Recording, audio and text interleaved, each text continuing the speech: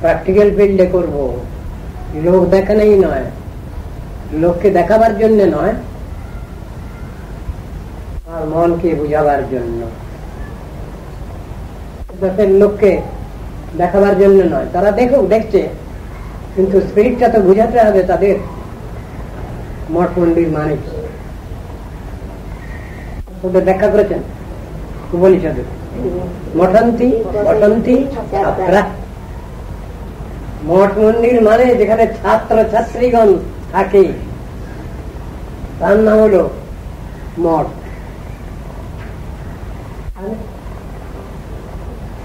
ছাত্র ছাত্রীগণকে বলছেন অন্তেবাসী,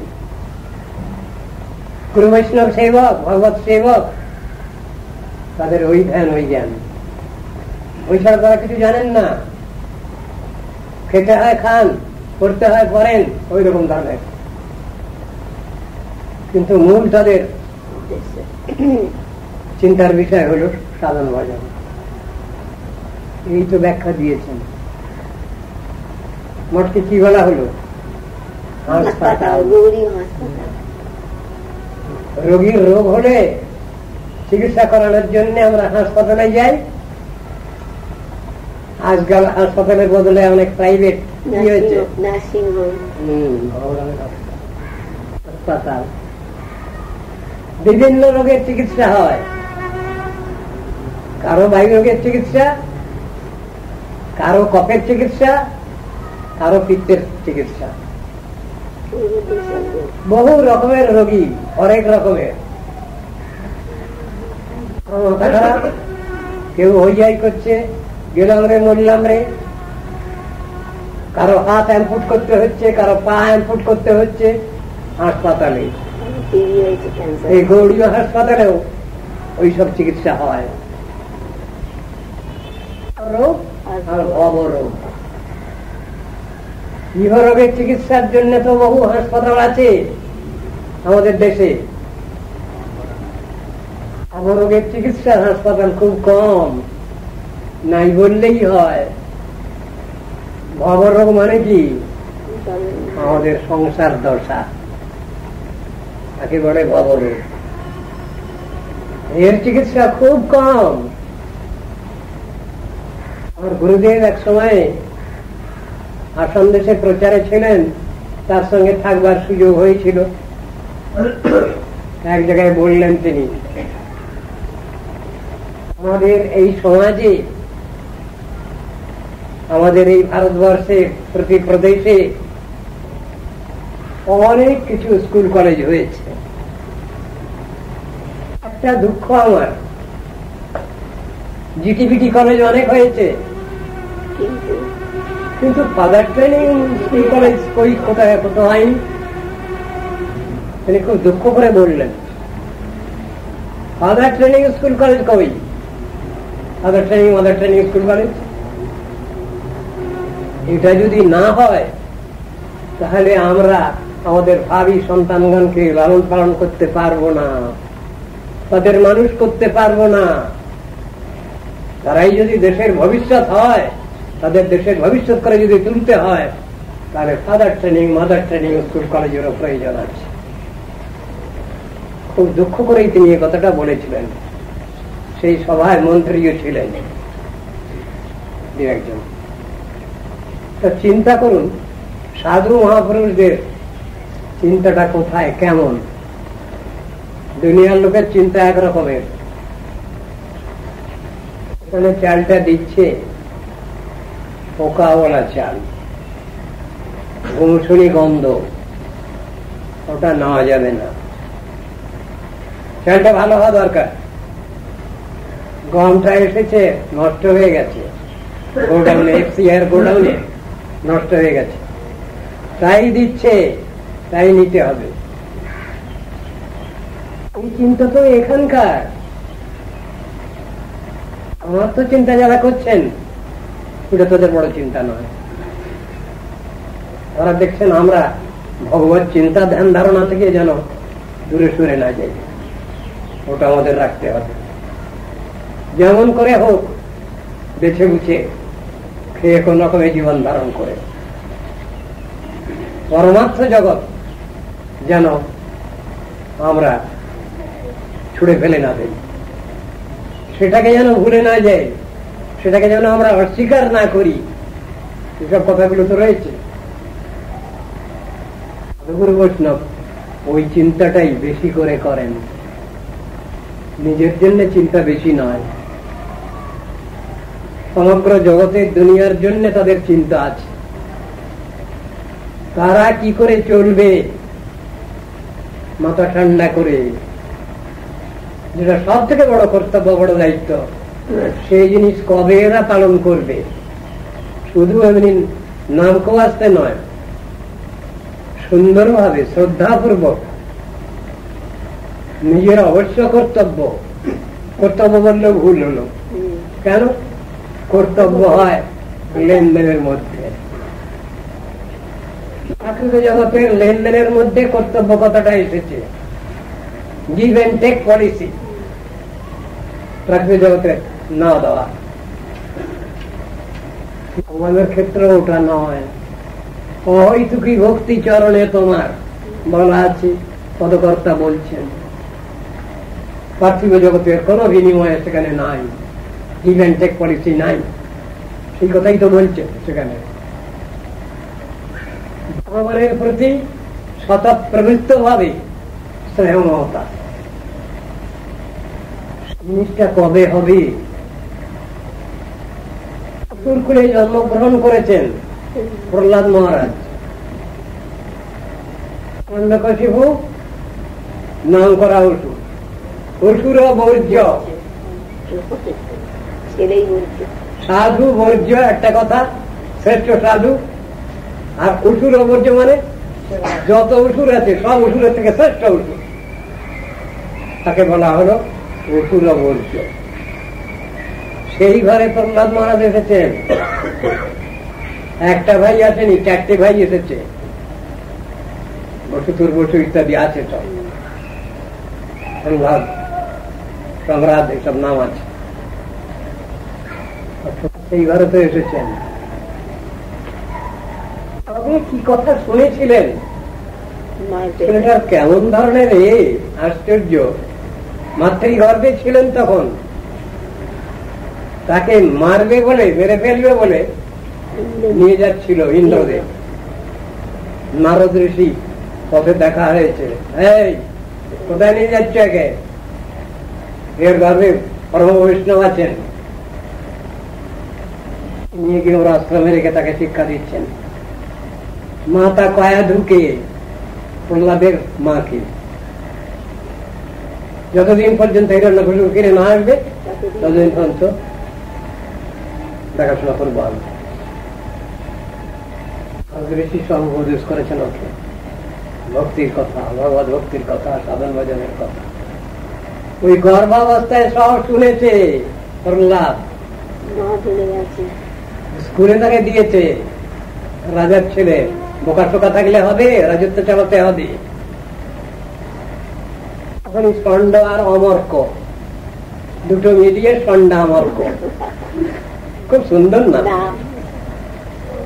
সেই রকম দুজন লোক যখন সাধারণ ভাবে শিখিয়ে যাচ্ছে যতটুকু, যেই চলে গেল আর তারপরেই প্রহ্লাদের ক্লাস আরম্ভ হয়ে গেল।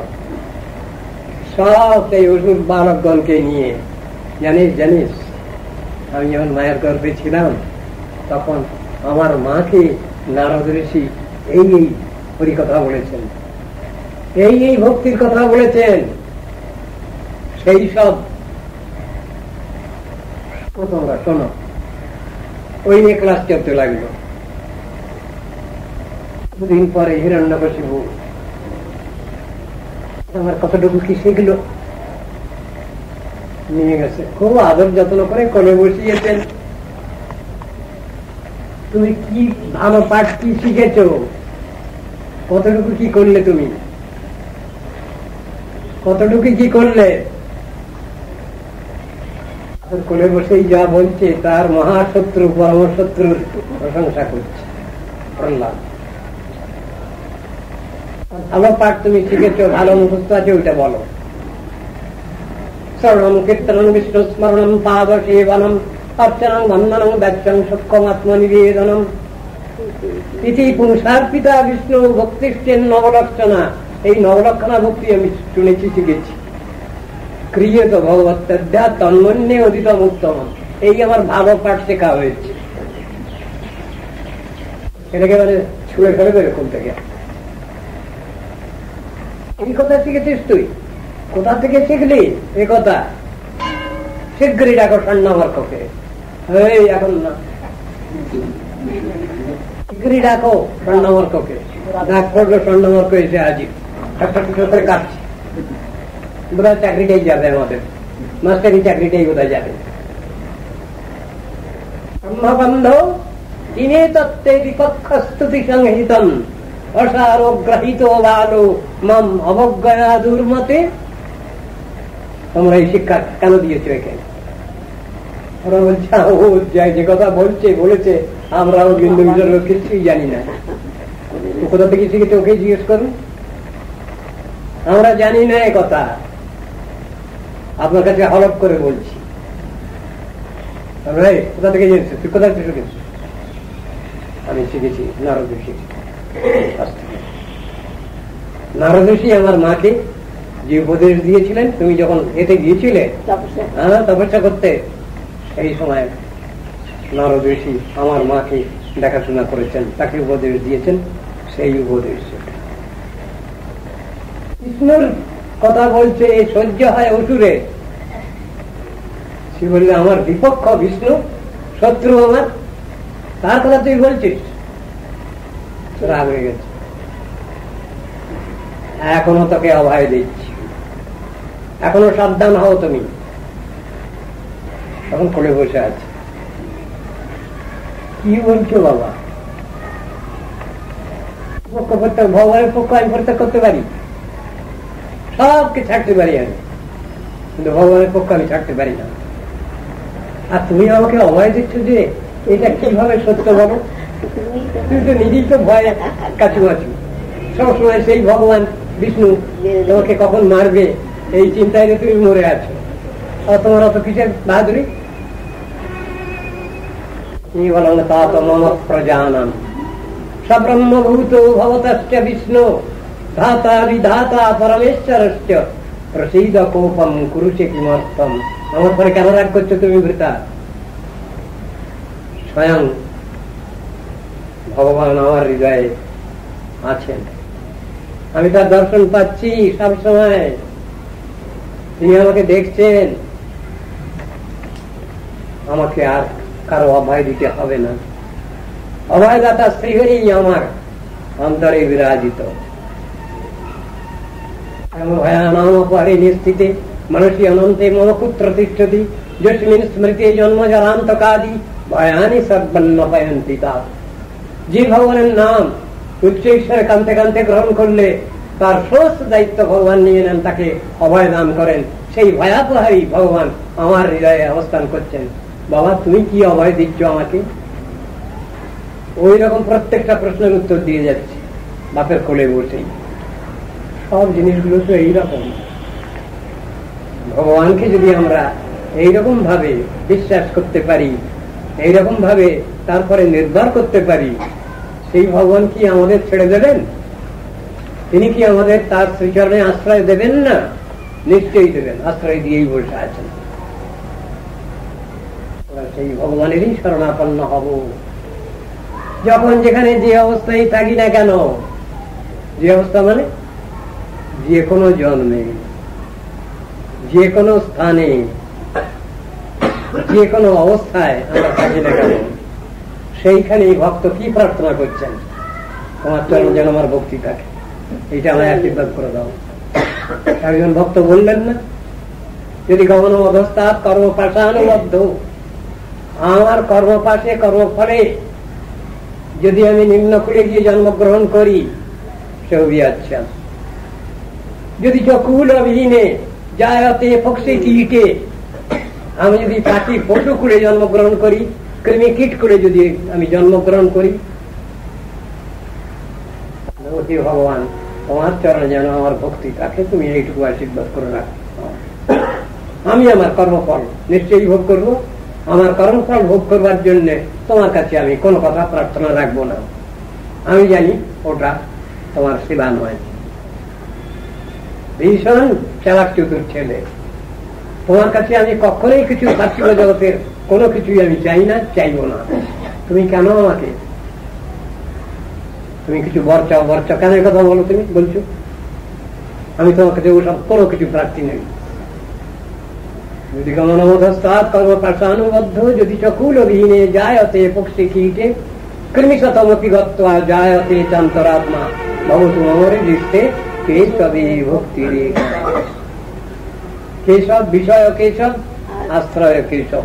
আমাদের ওইখানে যেন আমার ভক্তি থাকে। আমাকে প্রলোভন দেখিও না ঠাকুর। দুনিয়ার লোক প্রলোভনে মুগ্ধ। তারা সব সময় গিভ অ্যান্ড টেক পলিসি নিয়ে বসে আছে, কমার্শিয়াল ইন্টারেস্ট। আমি কিছু দেই, তুমি কিছু দাও। আমি দেবো দুটো ছোটে কলা দেবো আর দুখানা বাতাসা দেবো। আর তুমি কি চাও? আমি অন্তত 5 লাখ টাকা চাই।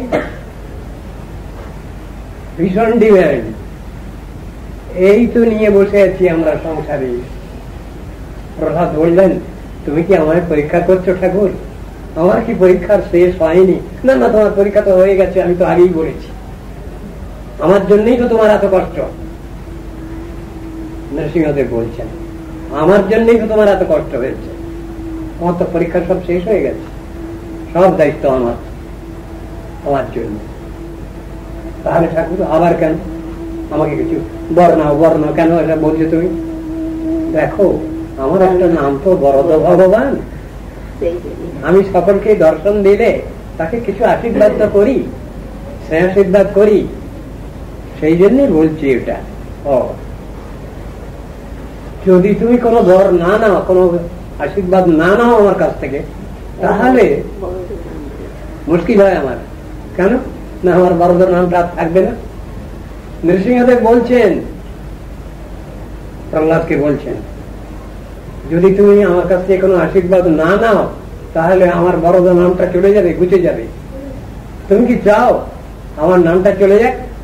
তখন প্রহ্লাদ কেঁদে ফেলেছেন, আমার জন্য তোমার বরদ নাম চলে যাবে? না না না, দাও দাও, বর দাও, বর দাও, দাও, আমি নেবো বর। আমার জন্য তোমার নামটা চলে যাওয়া উচিত না, ইউনিভার্সাল নাম।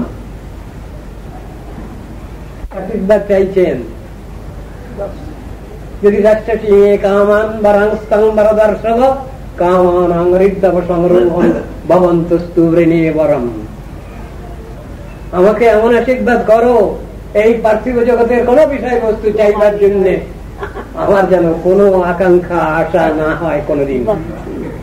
তাহলে ঘুরিয়ে ফিরিয়ে না। কি করবেন? ছেলের বুদ্ধি যেন ভগবান থেকেও বেশি। ভক্তের বুদ্ধি এইরকমই ভগবান দিয়ে দেন। কি করবেন নৃসিংহদেব? না চায়। তখন বললেন তথাস্তু। এটা বলেই সম্মান রাখলেন নৃসিংহদেব।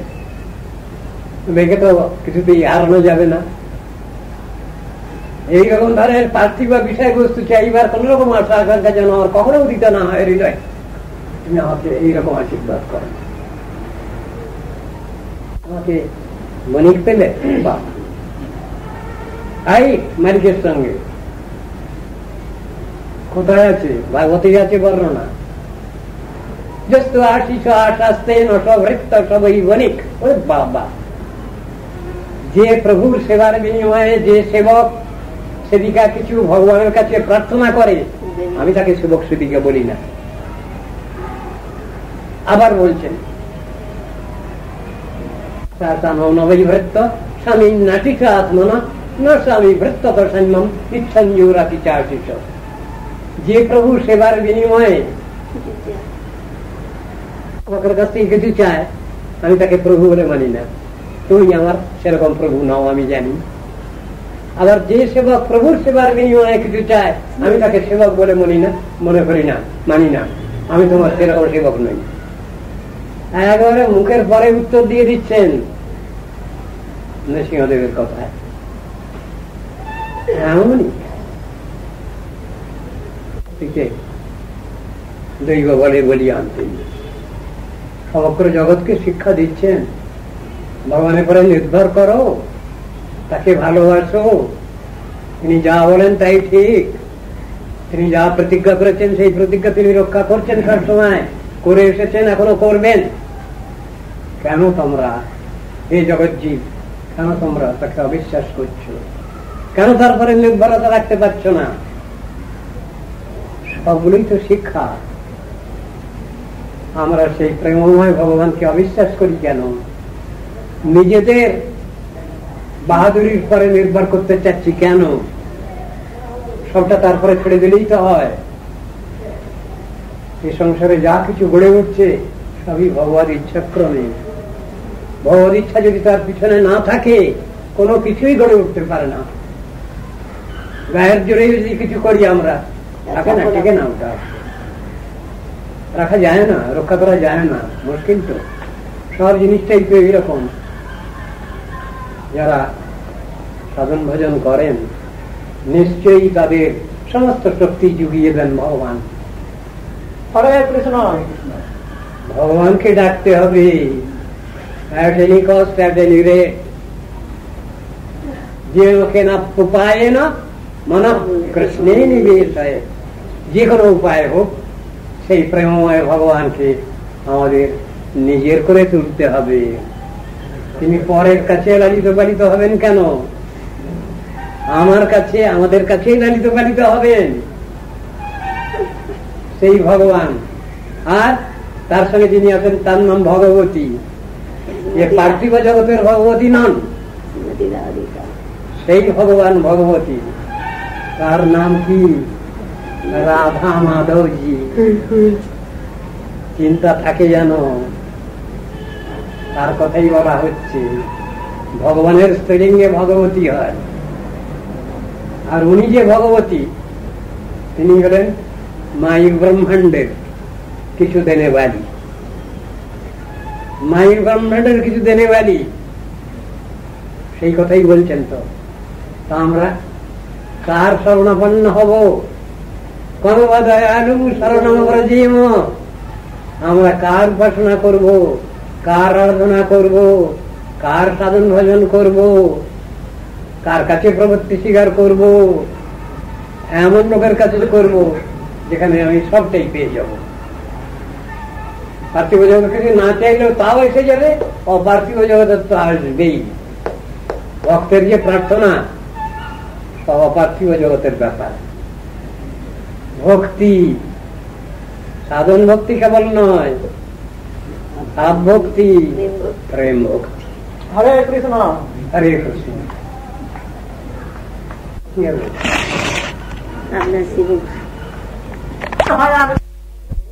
উপবাস করি, আর সঙ্গে সঙ্গে ভগবানও খুশি হন। কারণ ভগবান এমন অবিবেচক যদি হয়ে যান যে আমারটাও বুঝবেন না, কারোটাই বুঝবেন না, তার নিজেরটাই বুঝবেন, তাহলে কি করে কি হবে? এটাও তো একটা প্রশ্ন। যিনি ভগবান, যিনি বড়রা গার্জিয়ান, তিনি তো সবটাই বোঝেন, তার তো কোনোটা না বুঝবার কারণ নেই। সবটাই তিনি জানেন, সবটাই তিনি বোঝেন। উপবাস করতে পারলে ভালো, আর যদি উপবাস না করতে পারেন কিছু অনুকল্প জাতীয় গ্রহণ করবেন, আর উপায় কি আছে? কারো উপবাস করে 2 দিন 3 দিন বিছানায় শুয়ে থাকতে হয়, শয্যাশায়ী হয়ে থাকতে হয়, তার থেকে অন্য অনুকল্প করবেন, আর কি আছে? দুটো উপবাস করতে গেলে একটা তো পালন করতে হয়, সেই জন্যই ওই ব্যবস্থাটা দেওয়া আছে। একটা উপবাস নির্জলা, আর একটা উপবাস সজলা। এই তো কথাটা। ফলমূল, গব্য ইত্যাদি। দ্বিতীয় দিনেতে উপবাস ভঙ্গ বা পালন এই আছে। অম্বরীশ মহারাজ তো নিরম্ব উপবাস করেছিলেন। তিনি তো দেশের রাজা, ডিসিপ্লিনটা তিনি তো দেখিয়েছেন। যদাচরতি শ্রেষ্ঠ তত্তদেব ইতরো জন সযৎ প্রমাণং কুরুতে লোকস্তদনুবর্ততে। এই তো কথা আছে। তো এরকম দেখিয়েছেন শ্রেষ্ঠ ব্যক্তি যে জিনিসটা করেন ততদিন ব্যক্তিরা সেটা নিয়ে চলেন না। আমাদের এটা প্রমাণ আছে। কিন্তু নিরম উপবাস করেছিলেন, আর তারপরে পালনের সময় হয়ে যাচ্ছে দেখে তিনি সব ডাকলেন, ব্যবস্থাপকদের শ্রুতিকারদের ডাকলেন সব। তারা বললেন আপনি কুশাগ্রে একটু জল পান করুন, মুখে একটু ছিটিয়ে দেন, তাহলে আপনার পালন হয়ে যাবে। আর সেইটুকু করতে গিয়েই তো গন্ডগোল হলো। একজন ওটা খারাপ ভাবে নিলেন, হ্যাঁ আমাকে না খাইয়ে, আমি মাননীয় অতিথি ভিআইপি গেস্ট, আমাকে না খাইয়ে উনি খেয়ে ফেললেন। খেলেন কি কচু, কিন্তু কিছু খাননি, শুধু নিয়মটা রক্ষা করেছেন। একটু খুশিতে একটু জল মুখে ছিটিয়ে দিয়েছেন। সেটাও যদি সহ্য না হয় তাহলে আর কি হবে? তিনি তো তার আইনটা রক্ষা করেছেন, তিনি তার মাননীয় ভিআইপি গেস্টকে অবমাননা করেননি, বিচারের কথা। অথচ তাতেই যদি দোষ ধরা যায়, সামান্য দোষ, তাহলে মুশকিল হয়ে যায়, তাতে সংসারই অচল হয়ে যেতে। তাহলে যদি এরকম মাইনিউটে যদি আমরা করতে যাই, তাহলে সংসারে বিশৃঙ্খলা দেখা দেবে, মুশকিল হয়ে যাবে। আবার সাধন ভজনের জন্যে যেসব নিয়ম কানুন গুলো আছে পজিটিভ নেগেটিভ সাইডে, সেগুলো আমাদের পালন করতে হবে, করতে হবে। লোকের উপায় না মন কৃষ্ণে নিবেশ হয়, কথাটা হচ্ছে এইটা। এইটা যদি আমরা না বুঝি, এই মুখ্য বিষয়বস্তু, তবে সবই গন্ডগোল হয়ে যায়। ভগবানের প্রতি কামনায় আমাদের আচরণ অনুষ্ঠান, এটাই তো বড় কথা। খুশি হচ্ছেন কিনা সেই অনুসারে করতে হবে। আর কি, তো এই সৃষ্টি করে তো কিছু করা উচিত না। আলোচনা করলে দেখা যায় ভগবানের জন্য যে কৃষ্ণ সাধন করেন ভক্ত, অনুগত জন, ভক্তি লাভার্থী, তারা ভগবানের প্রতি কামনাই করেন, আত্মকল্যাণের জন্যই করেন, আত্মশুদ্ধির জন্য করেন অনুষ্ঠানগুলো। এর পিছনে এই যুক্তি আছে, এই থিওরি আছে, বৈজ্ঞানিক থিওরি। ভগবত প্রতিকামনা, আদার দেন ভগবত প্রতিকামনা, তাহলে জড় কর্ম, তার কোনো মূল্য নেই। ভগবত প্রতিকামনার মূল্য আছে, তা মূল উদ্দেশ্যটা সেইটাই হওয়া চাই। আমি উপবাস করব, মূল উদ্দেশ্য হচ্ছে তাই, ভক্তি লাভার্থে, ভক্তি লাভায়, ভগবত প্রত্যর্থে, ভগবত ত্যাগ, এই কথাটা আছে।